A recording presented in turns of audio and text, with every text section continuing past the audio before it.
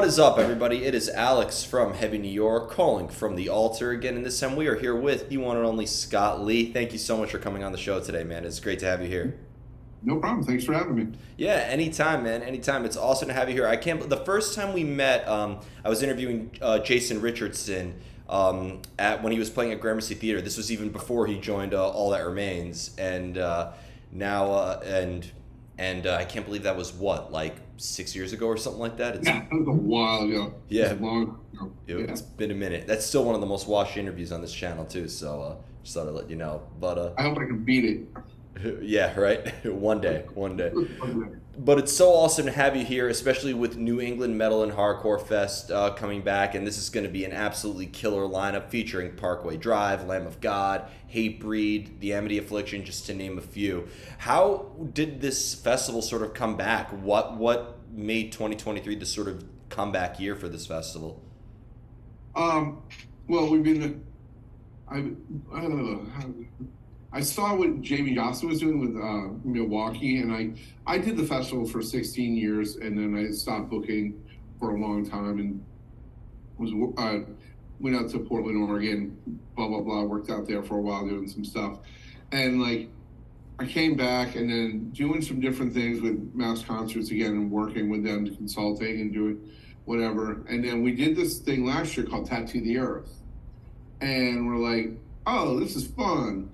This is cool. We did it outside in the back parking lot behind the Palladium. And I'm like, all right, got a little itch. Let's see what's up here. And then all of a sudden, like Jamie brought in, Milwaukee back. And I'm like, oh, okay. So I think he more or less kicked me in the ass. And I went back to the people at Mass Concerts, was like, yo, let's do this. Let's try to figure this out. And yeah, that's where it came back from. It's just, you can blame it on Jamie Johnson. That's basically. Blame everything on Jamie Joss at this point with every festival coming back. I said as soon as he brought back Milwaukee Metal Fest, I did have a hunch that maybe New England Metal and Hardcore Festival would come back, but I'm waiting for Mayhem Fest to come back, Warped Tour to come back, maybe even Ozfest to be a full-time thing again. I think it's all going to tie back to that. I don't think Ozfest is coming back, but You don't think so? you never know. You never know. Yeah. That was Ozfests were great. I loved all the Ozfests and Mayhem and all that stuff. It's good stuff. Yeah, I think there's going to be more festivals coming up like this, popping up, and you're just going to see, different things in the whole metal community like that. I think it's going to be good. I think it's time for different things to come back like that, or coming back with a vengeance, like what we're doing with Metal Fest. You know what I mean? It's like I put together this whole lineup. Parkway Drive Tour, Lamb of God. Shadows Fall, Hatebreed, Terror, everything that's involved with this, all these bands, older and younger metal bands, metal and hardcore bands and stuff like that. It's pretty exciting. I'm really excited about the lineup. Absolutely, because I feel like with this particular lineup, you have like veterans like Lamb of God and Hatebreed and Shadows Fall, who was pretty much like almost the Nirvana of the New England metalcore movement in a way. But then like with like some great upcoming bands on the bill as well, because I wouldn't call them an upcoming band or a newer band, but Parkway Drive, because the last time New England Metal and Hardcore Fest was happening, Parkway Drive wasn't having like the massive, production and shows that we're seeing nowadays. But like with a lot of great new bands as well, such as Vane coming on board for the show and everything like that, it seems like it's a really epic and relatively eclectic lineup as well. Oh, yeah, definitely. I think it's, between metal and hardcore, I think we did a really good job. Plus so it's going to be two outside stages, and then there's going to be one in the small stage inside in the small room upstairs. So there'll be a bunch of bands playing here. So there's going to be three stages, basically. Yep.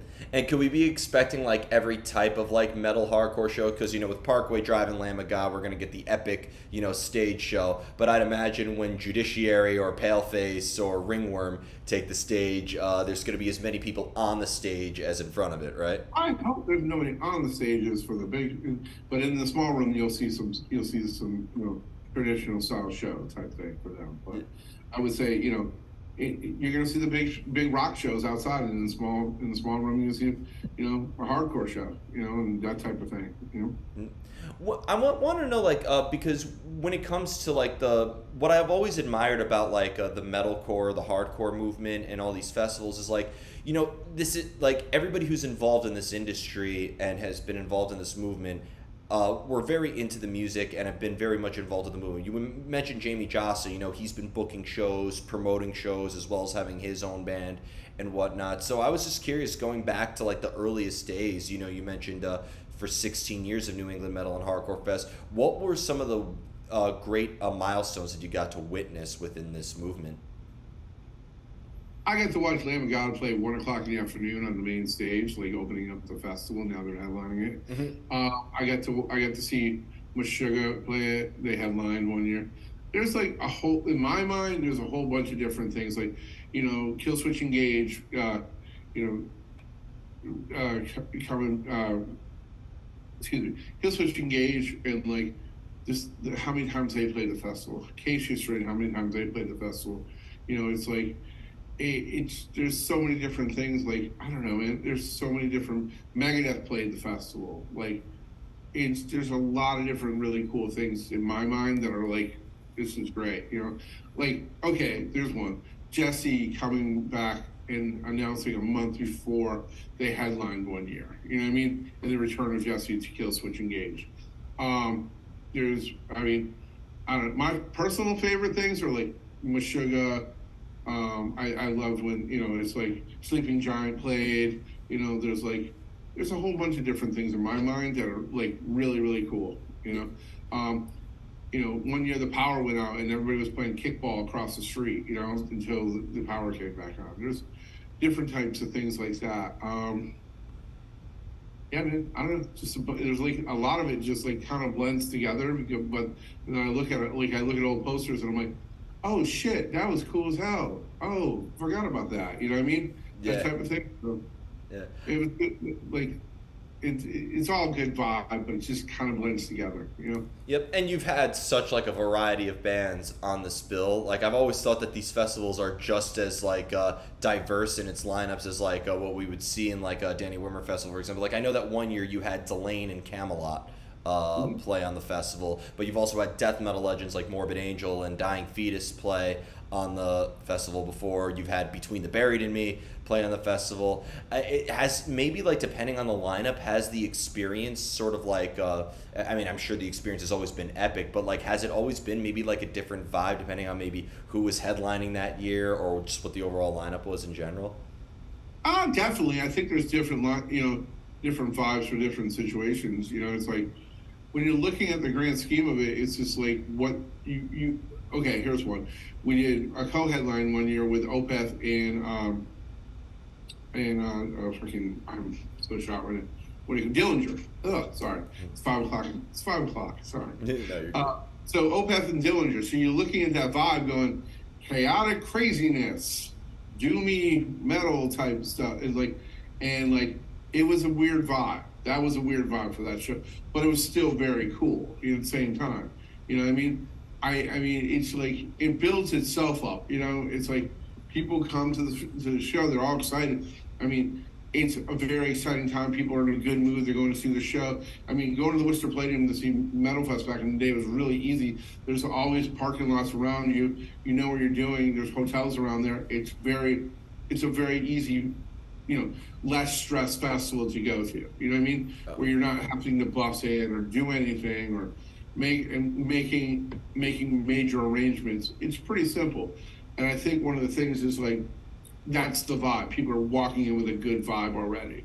Yeah. That makes sense? You know what I mean? Like, 100%. I think a festival like this of any time. I mean, I've never got to see a New England Metal and Hardcore Fest yet, at least, so that might be. You gotta come, man. Come on, man. Absolutely. But, like, I remember, the first lineup I remember seeing, I believe, like, Black Dahlia Murder headlined one night, All That Remains headlined the next night, Killswitch Engage headlined the following night, and just seeing all those different lineups all together, it almost seems like, again, and I'm forgive me for repeating myself, but like with how diverse these lineups are, it's not going to be like a repeat festival coming every year. It's not like, here we go, another metalcore festival or another death metal festival. Definitely not. It was never meant to be that way. I mean, the first year we had Man of War on the last day was Man of War, and direct support was Earth Crisis. Wow. You know what I mean? So you got to. It was always been diversified. It's metal and hardcore, and what's caught between it, or veins of it. You know what I mean? Like, and that's what it comes down. So you take metal and you can put. It's like, how many different types of metal genres are there? 1 million. How many different, hardcore, metalcore, discord, blah, blah, blah. It's like deathcore. It's like, there's so many different things. You put it all together, that's what it comes out to being. That's why, it doesn't have a name. It has New England Metal and Hardcore Festival. And that's what we grew up doing, doing shows that were like combining metal and hardcore, doing different things, like having bands like Overcast you would have metal people up front, like banging, fists and headbanging, and then you have kids kicking the shit out of each other behind them. That's what it was all about, and that's what this whole thing came from, Diversity is a key part of that, is my point. When it comes to the arrangement of every lineup every year, like, do you almost like decide, you know what, let's get Camelot and Delane and maybe bring it a little bit more symphonic this year? Or do you like kind of like go into the booking of each festival sort of like with that vision in mind or something? No, not at all, to be honest with you. it's a lot of it seeing what's out there and what's coming through. You know what I mean? It's like we're not sitting looking at a blank canvas trying to paint a picture. We're trying to go a year in advance what you're trying to do. And like, okay, this band's coming through. This is what's going through. Is that work? Does this work? There's more of that than there is like, we need to try to get this band for this year. We need to try to do this.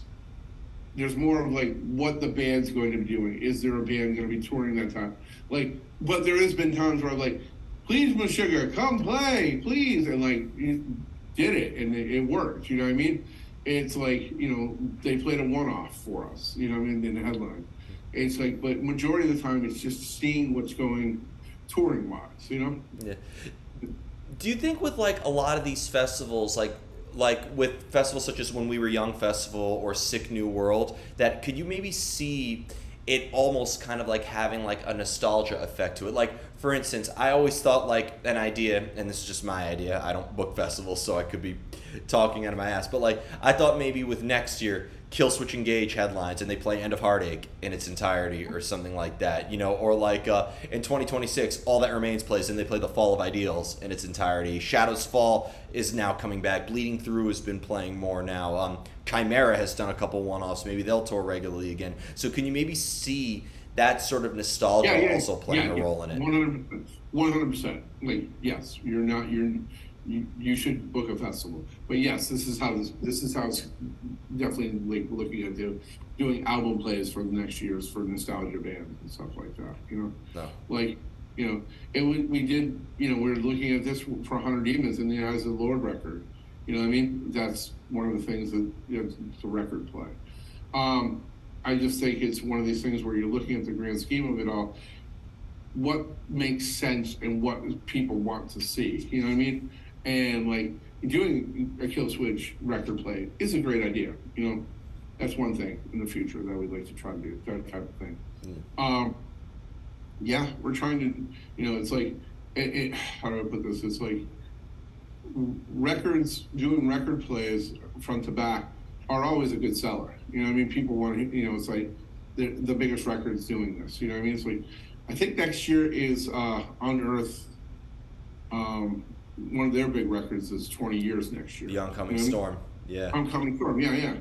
So, maybe you'll see that, that type of thing, Yeah. There's different things, we'll see. You got to play it by ear. Yeah.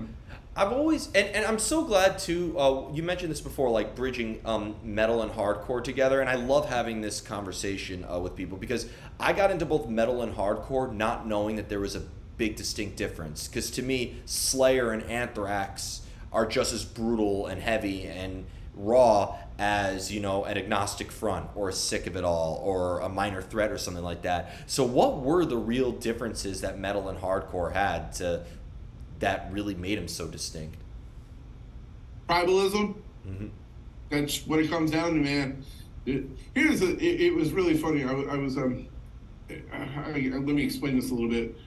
I love UFC and MMA and stuff like that. And I have people come over to the house every time, the good fights are on for UFC. Zeus comes over, the producer, he's a good friend of mine, comes over. And another, my good friend of my family, he comes over. He's a younger kid, loves metal, loves hardcore, loves UFC, loves all this stuff. And we're sitting there talking, and we're talking about the old days and this and that, and blah, blah, blah. And we're like, he's like, I love everything. And like, I'm like, yeah, I know you do. The younger generation doesn't put shit in a box and doesn't do anything. Like, that's why metal and hardcore was so separate. It was, they looked at each other as bad people. It was like wars, you know what I mean? Legit. It was like, I can tell you time and time again, but at the same time, it's just like, it didn't have to be that way. You know what I mean? Nowadays, it's like the younger kids. You look at a kid wearing a jacket with patches. He's got all different kinds of patches from all different kinds of genre, and it doesn't matter anymore. But back in the day, it's like there's only a certain amount of people, and I only speak this because I don't know the man, but you could have you saw pictures of Scott Ian in the front row of Cro-Mags shows. Or, like Agnostic Front shows. You know what I mean? That's where it was different then. Like Leeway and all the, like, those were like, Cro-Mags and, Agnostic Front, some of the shit was metal. Definitely Cro-Mags, definitely, like, a lot of it, was like metalcore, whatever. But, like, the crossover potential came from New York City. You know what I mean? Whereas, like, I went to see, this is one of the greatest, and I talked about this on the last podcast. I went to see SOD live at Budokan at the Ritz with my best friend, Pedro Garcia. And we went to this show, and the opening band was Morbid Angel. Wow. Then it was Agnostic Front. Then it was SOD. I've never been so fucking scared at a show in my life, ever. And it wasn't because, like, I was like, people, like, Morbid Angel was great. I was just like, oh wow, this is good. And I listened to Morbid Angel, but I never saw them before this. And then Agnostic Front, I was like, holy shit. And then people were running from the back of the Ritz and jumping off the stage, boots first. And I was like, holy shit, that scares the shit. And it was just violent, it was just straight up violent. And like, then SOD came out and was like, Janet, and like, you're watching Billy Milano jump off the stacks, and it was just crazy mayhem. It was amazing. But New York always had crossover shows, you know what I mean? Where a lot of other scenes didn't have that. And we tried to do that. Like, did shows with like Hatebreed and Entombed and different things like that. Jamie was very, very, very into doing that as well back in the day. He was a promoter too. He was a good promoter in Connecticut. And like doing crossover shows was definitely a big thing. And they started doing it in Albany too. Troy Corn, it's great up there. You know what I mean? They had a great scene up there. But I think there was like, it's just straight up tribalism. That's what it comes down to. You know what I mean? Mm-hmm. And I think with the younger generation and the internet and how everything is nowadays, it doesn't matter. There's no boxes. There's nothing. So I think that's a great thing. I think that's an amazing thing. And I think that's why metal and hardcore has never been bigger, because of the younger generation going, I'm going to go see this show, then I'm going to go see this show, but these different genres or whatever, it doesn't matter, And I think that's one of the greatest things that, and I know how like the internet, with streaming and all that, there's been a lot of disadvantages that have, that the internet has brought to the world of music, but there's also been a lot of advantages, one of them being what you just said. And I've always thought that too, both Milwaukee and New England Metal and Hardcore Fest, historically speaking, I also thought were huge in what they did for the new wave of American heavy metal, pretty much. Yeah. Because pretty much after the new metal movement, new wave of American heavy metal was pretty much next in line after that, while Warped Tour was sort of promoting the emo sort of scene in a way. But do you think that, this is just my speculation, I feel like with the rise of Turnstile, Code Orange, Judiciary, who's on the bill, Twitching Tongues, all these new hardcore Um, bands, Vane. We're in kind of like a new wave. The Gate Creepers, 200 Stab Wounds, all that. We're kind of like in a new wave of that now too, aren't we? yeah, I mean, you look at it this way. I went to a show the other night. It was Sangus Sugabog and Dead Body and Gates to Hell, and I'm forgetting the other band, Cruelty from Japan. And it's like you're watching a new realm of death metal or death. This you're watching new bands come, like Frozen Soul. Oh, hold on a second. Sorry, Yeah, you're good. my friend's trying to come. Hmm. Frozen Soul. It's like 200 Stab Wounds. You're also looking at Undeath. Undeath is incredible. Like all these new death metal bands that are coming up, which is great. It's like then you have bands like Vane, that are like killing it. Doing different things like that. Judiciary. You have like a lot of different types of genres. In the different, there's a new wave of coming. It's younger. But it's also it's part of the old regime. You know what I mean? It's part of like, you know, the Cannibal Corpse, the dying fetuses, and all that stuff, type of stuff. Yeah. It's there. It's like there's also a younger deathcore type of situation coming up as well. It's like Body Snatcher, Shadow Intent, different things like that. That Sure. look back at Despised Icon and the Acacia Strain and stuff like that. There's different there's a lot more. I don't know. It takes like people are looking back, and it's a new regime, as you say, but it's still the same. A lot of it's the same music type of thing. You know what I mean? But it's just newer and I think it's becoming bigger and bigger because of like the younger fans are open minded to this whole thing. Like a kid's gonna go see Vane, is gonna go see Senga Sugabari. Not a problem. Yep. Back in the day, you're not going to see that. You know what I mean? Yep. And also, I think, too, with bands taking off, such as Bad Omens, Sleep Token, Dance Gavin Dance, like, the future's just becoming more and more genreless. Like, I remember when Dance Gavin Dance was opening for Upon a Burning Body on the All-Star tours. And, like, then, they slowly grew into something bigger. I saw Bad Omens before lockdown play at a 100-cap venue. So like it seems like bands have been really just. I remember Sleep Token opening for Polyphia. Like it seems like it's growing and growing and growing more and more. It seems like there's always new bands every year. It seems like there's a new band that takes off. I thought 2017 was Code Orange, 2018 was Vane, 2019 was Knocked Loose, 2020 was Loathe, 2021 was Turnstile, and so on and so forth. I think Turnstile is just a really, really great band as well, and they come where they come from, and punk rock hardcore vein of everything they've done, and like I just think that band's just like it's great. I think they're amazing. I think Knocked Loose is amazing. I think Knocked Loose is breaking a lot of ceilings right now for a lot of it. Like people, fuck, they played Bonnaroo. You know what I mean? What the fuck? Name another band like that other than like Turnstile. You know what I mean? But like, I think there's like a lot of different things that like Twitching Tongues is back. You mentioned them. Great band. Love that band. You know what I mean? They're going to do a lot of great shit, I feel like, in the future as well. Definitely. There's a lot of good, here's the thing, there's a lot of great music out there. You know what I mean? It's like that band Chemist. Are you familiar with them at all? Fucking great band. Love that band. Amazing. There's like, it's like that a new band coming up, Gates to Hell. You know what I mean? Like, they're great. I Am, stuff like that. Like, there's so much good music out. It's not like it's not shit music either. You know what I mean? It's like, it's good. Everything, like the quality of the musicianship and the music is so much better than it was.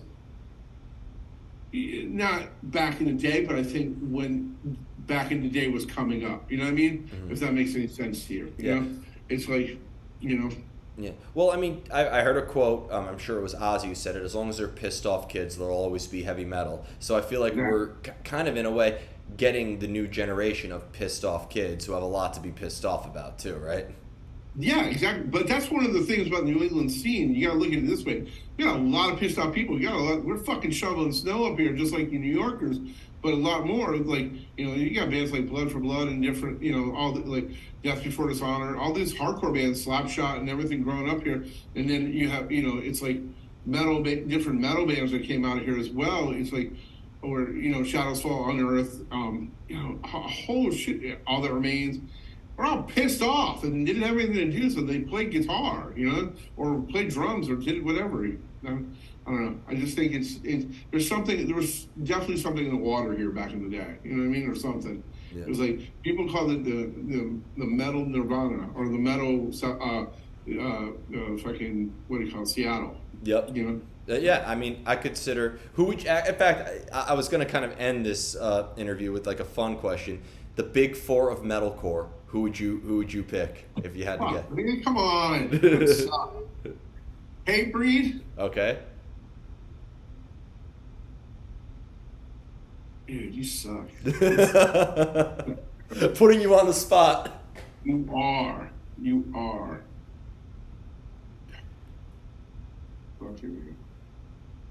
Okay, check this out. I don't think metalcore is. I think true metalcore is Hatebreed in that type of scenario. Like, I think We Came as Romans is a really great band. They are not a metalcore band. You know what I mean? I don't think that they're a metal band. They're a modern metal band in my mind. There's no core to that type of thing. Does that make sense to you? Yeah, but and you actually bring up a good point, and this is the final question I have. They were put in a box. Yeah. They had we had to find a box to put these bands in, and this is where it went to. I don't think it's just I don't know. That's my whole outlook on it. But I think Kublai Khan is a metalcore band. I think definitely they're not a hardcore band. I think there's different realms in my mind in the way I look at things, the way I was brought up. You know what I mean? Yeah. Okay, back to top four here. You can plead the fifth if you want. No. I'm going to do this. You got me, you motherfucker. So, Hatebreed, Aftershock. Okay.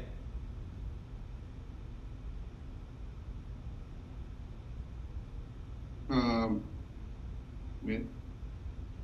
God damn it. Hold on. I'm battling my demons right now in my head. You're halfway there. Fuck yeah. 100 Demons. 100 Demons? Okay. Yep. I think I'm going to say Kublai Khan. Okay, fair enough. So, and this, I would also say Overcast too. Fair enough. Because give me 5. I get 5. Okay. I get 5. Overcast. Okay. They'll be the Exodus or Testament of that question. Something that's funny to me, the big three. Anthrax, Slayer. Who else is it? Metallica? Yeah, the big four: Metallica, Slayer, Megadeth, and Anthrax. Yeah, I don't see Metallica as being the big four. In my mind, I don't see Metallica being a metal band. And this is I'm going to get fucking crucified by people. I don't see Metallica was an active rock band. You take anything from Garage Days back, that's metal Metallica. Forward is an active rock band in my mind. And just being, we are in America, I start out my ideas, but it's where Slayer, Megadeth, and Anthrax always stick to their guns. You know what I mean? Mm-hmm. And where it's I mean, Slayer though. I mean, after they put out Diabolus and Musica, I would go around saying Tom Araya is my favorite rapper. So. I think that record. Everybody gets a bad record, bro. I like that record. Yeah, I like that record. Divine Interventions, on the other hand, I can't do that. That's their Lulu. But you don't like that record? That record sounds like it was mixed with a potato. I mean, I'm just being honest. What do you think of God Hates Us All?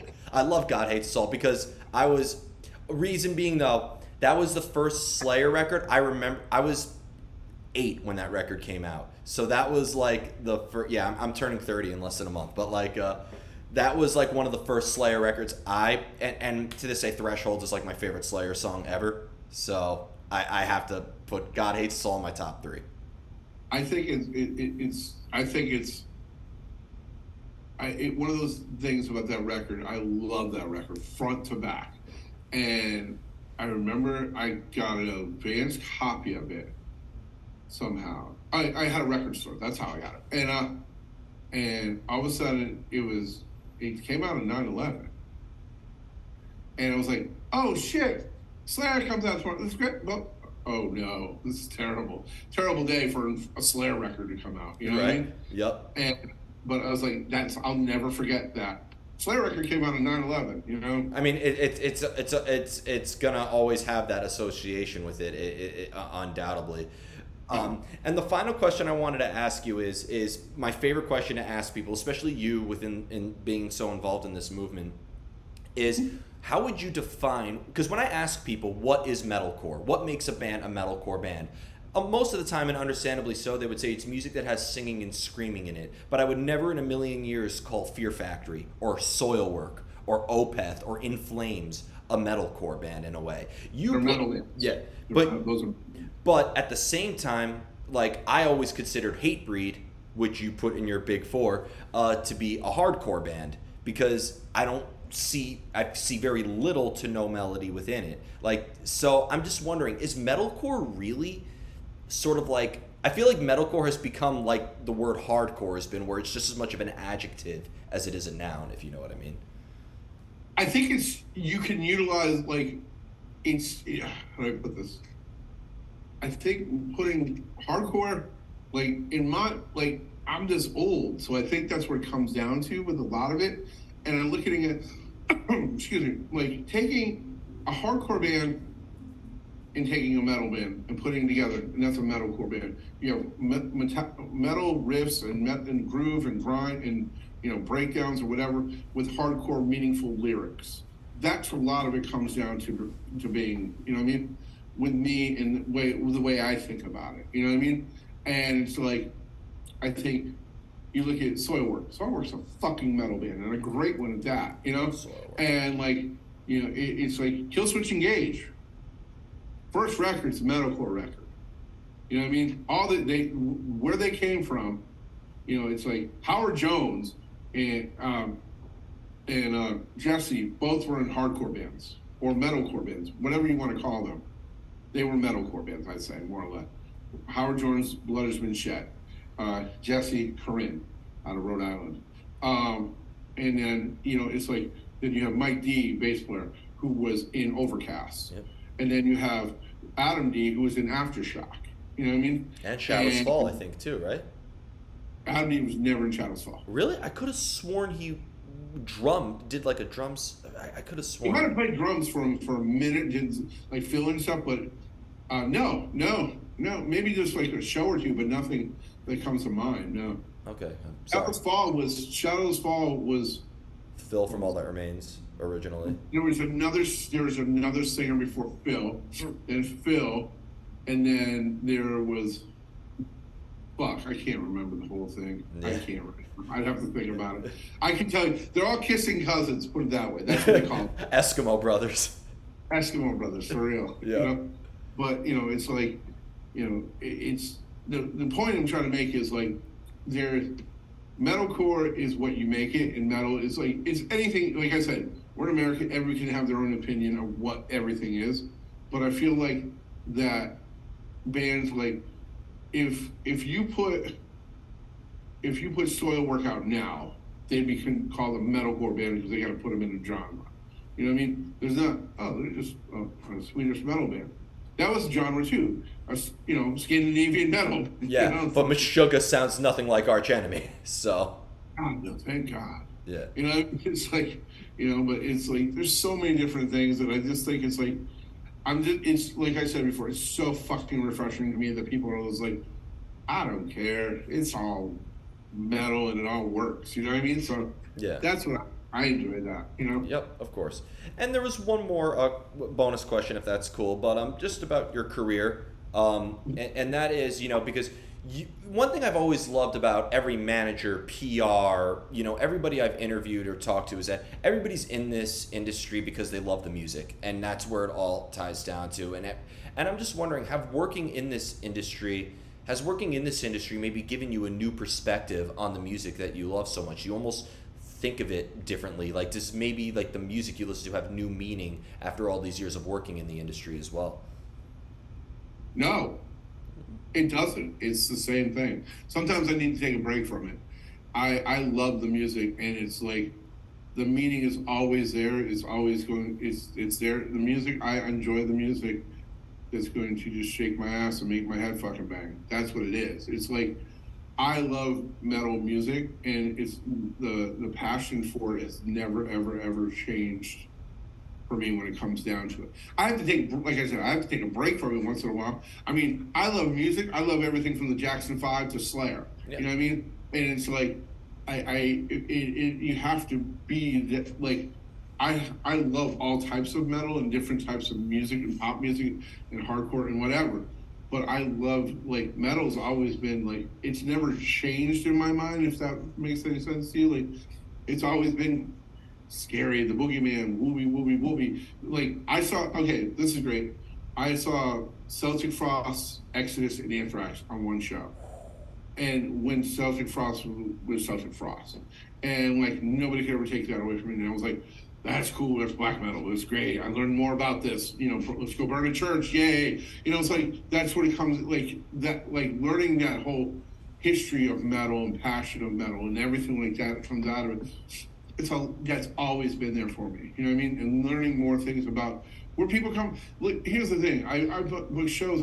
If I didn't be involved with metal or this community, I'm not going to Australia. I'm not going to New Zealand. I'm not going to Europe. I'm not meeting all these people from all over the world because of shows and stuff like that. So the passion of the metal music is there for me because it's in me.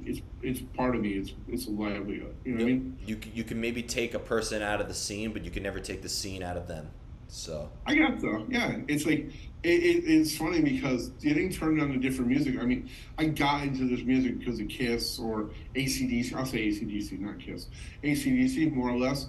And then learning more about music and getting into glam rock, getting into punk rock, getting into all different things, getting into metal. You know, my friend Pedro, who I talked about before, turned me on to Chromax and doing different things. Like, it all comes together. You know, going to shows, traveling to shows, being part of the whole thing. You know what I mean? Definitely. I hope that answered the question. You answered it perfectly, and I really love that answer, actually. So before we go, I want to thank you so much for your time, as well as thank you for your support as well throughout this channel. I've interviewed plenty of artists that you've worked with and managed, and always been a good time. So thank you for that as well. Is there just anything else you would like to promote with New England Metal and Hardcore Fest, or any other projects you're involved with, any bands you'd like to plug? No, I'm just make sure to come to the festival. It's going to be a great time. September 15th and 16th, Worcester, Massachusetts. We have a whole bunch of different things going to be happening. We're actually doing a museum too. I forgot to mention this. We're doing a museum for Jeremy Saffer, the photographer. Oh, I love his work. I love his work. He's a great ghoulie ghoul. And then Mike D'Antonio, the bass player of Killswitch Engage and Overcast, he did all the early graphics for Metal Fest. So we're doing a whole like homage to them and stuff like that inside the Palladium. So there's going to be that. We're also going to be doing some post-show stuff on the Saturday. There's going to be we're going to put out a list of everything that's going on. It's going to be pretty cool. You know, we're trying to do this every year. So the more support we can get from everybody, come on out and hang out, the more we're going to keep doing this. So. You got to bring Jacob Bannon from Converge's artwork there too. Make it a real. Great, yeah, he's great. I love his artwork. Him and Mike D were mentioned in my college thesis when I was in art school. Really? What school did you go to? School of Visual Arts in the city. Nice. Yep. So I love New York City so much. Yeah. It's such a good place. Bring a festival here. Like, no, there's no parking. There's no parking. Fuck parking. Tell everybody to do public transport. How's this? With every ticket, if you buy a ticket, it also includes a complimentary train or bus ticket. We'll see. Fair enough. But thank you so much. Everybody, Scott Lee, New England Metal and Hardcore Festival. This is Alex from Heavy New York, and we will see you next time.